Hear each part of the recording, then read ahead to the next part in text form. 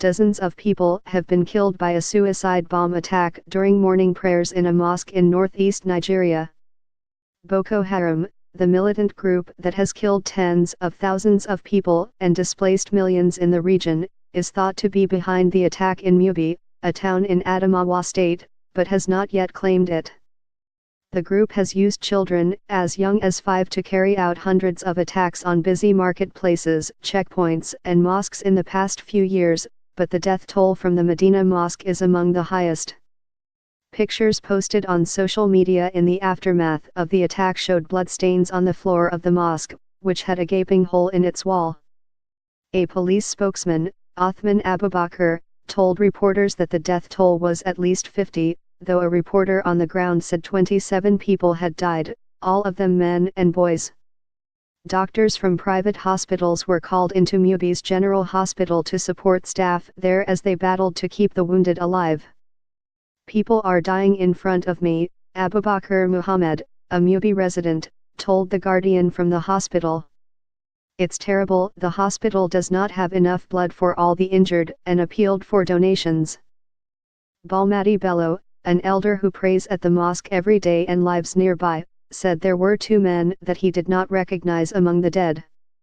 "There was only one large explosion," he said, "but both those men were suspected of having been involved in the plot. We had just started praying when the bomb went off," he said. "I was in front and the men were in the back." Abubakar Soul, who lives near the mosque, told Agence France Presse he had just returned home when he heard the blast and rushed back to the scene.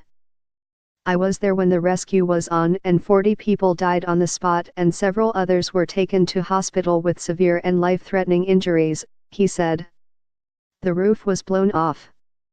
People near the mosque said the prayer was midway when the bomber, who was obviously in the congregation, detonated his explosives. Abubakar said authorities were still trying to ascertain the number of injured because they are in various hospitals. Asked who was responsible, Abubakar said, "We all know the trend. We don't suspect anyone specifically, but we know those behind such kind of attacks." Boko Haram is most infamous for the abduction of hundreds of schoolgirls 3 years ago from their dormitory. Many of the Chibok girls, whose cause was made famous by Michelle Obama and other celebrities, have been released, but more than 100 remain missing. Pushed back from some of its former strongholds, Boko Haram's main tactic is now bombing. Some bombers kill a handful of people, others hand themselves in to the authorities, who remove their explosive vests. There is little that can be done to stop the attacks, and girls and young women walking alone are frequently suspected of carrying bombs under their clothes. This year, The Guardian interviewed vigilantes who described the hugging technique they had developed in response. Young men take turns to keep an eye on busy neighborhoods, and if they see somebody who seems suspicious, they run up to them and hug them to limit the damage should they detonate. The Nigerian military has repeatedly claimed to have won the war against Boko Haram and to have killed its most prominent leader, Abubakar Shekau.